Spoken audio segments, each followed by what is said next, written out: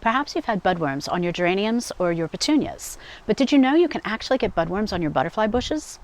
I recently had a fellow gardener ask me what to do because last summer budworms took over her butterfly bushes. So although I haven't had to experience that personally, thank goodness, knock on wood so far, I do have 4 easy tips that you can do to get rid of the budworms and enjoy your butterfly bushes, and more importantly, make sure that the bees and butterflies also enjoy your butterfly bushes. Welcome to Garden Sanity. I'm Laura. Let's talk budworms. So what are budworms? Well, they're the larvae of moths, and these moths lay their eggs several times a season. Now, the eggs become these tiny little budworms. They look like inchworms, and they eat their way to get larger and larger until they fall down to the ground and into the soil or on the soil. They will pupate and become moths, and the cycle renews. Now, budworms are small when they start out, usually about maybe a half an inch or so. Sometimes people call them inchworms.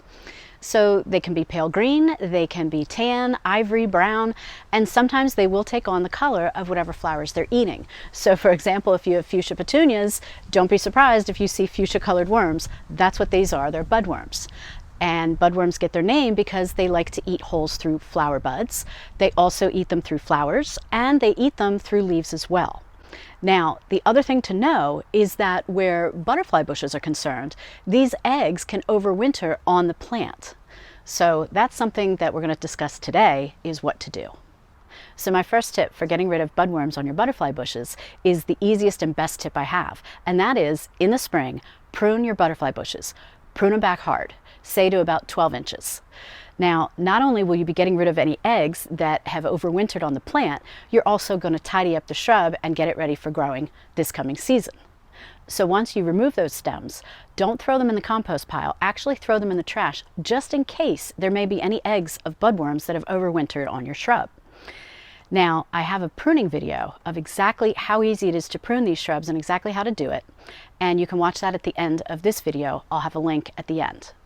Now, my shrubs are right here. I have 2 true blue butterfly bushes, and I trim them down every year to about 12 inches, and then they grow up to about 4 feet tall for this variety. It's only February now, so I still have a couple months to go till I prune mine. So the second tip is to remove the budworms by hand, to literally go out and examine your butterfly bush and see if there are budworms on the plant. Now, you can't do this in the daytime because the budworms like to hide out in the daytime. A lot of times they'll hide out on the underside of leaves. But in the evening is when they come out and start foraging around and start munching on your plant and flowers. However, a lot of gardeners swear by doing this. They pick them off by hand and kill them. And it works well. However, I think it would be a little difficult if you had a lot of budworms that maybe infested the plant before you realized it, or you have a lot of shrubs and a lot of butterfly bush plants that you have to look at. So it's an option. Just know that that's possible to do. You can just pick them off. They're not going to bite or anything like that. So that's tip number 2.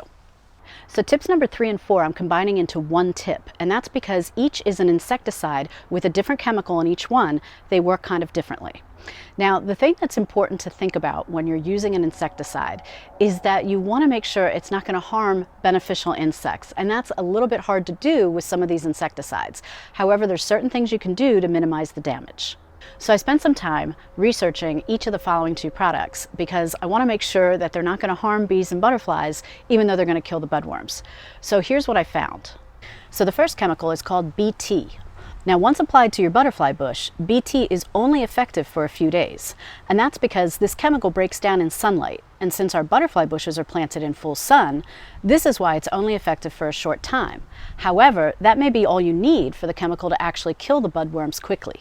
Now, BT doesn't harm pollinators or predatory insects, the good ones, the ones you want around to get rid of the bad ones. Now, a great product to try is Bonide Thuricide, which is basically BT. It comes as a concentrate that you mix with water following package instructions, and then you spray the butterfly bush, especially getting the undersides of the leaves and well into the bush, not just on the outside of it. The second chemical is called Spinosad. Now, the most important thing to know is that Spinosad itself is highly toxic to bees, but it's highly toxic to bees in the first 3 hours after application. But if you apply it in the evening after bees have finished foraging for the day, this allows a good amount of time for the product to dry, and the harm to bees is greatly reduced.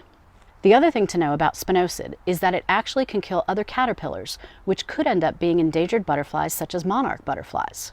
I share this with you because the product that many gardeners use, Captain Jack's Dead Bug Brew, which is another Bonide product, has Spinosad in it, and it can be great for spraying on your petunias and geraniums if budworms are present.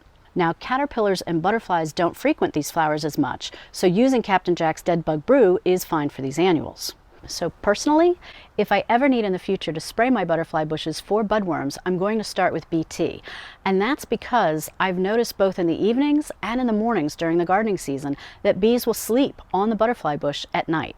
And I just don't want to take a chance coming out at night and inadvertently killing some bees. Just not cool. So I'd rather use BT on my butterfly bushes.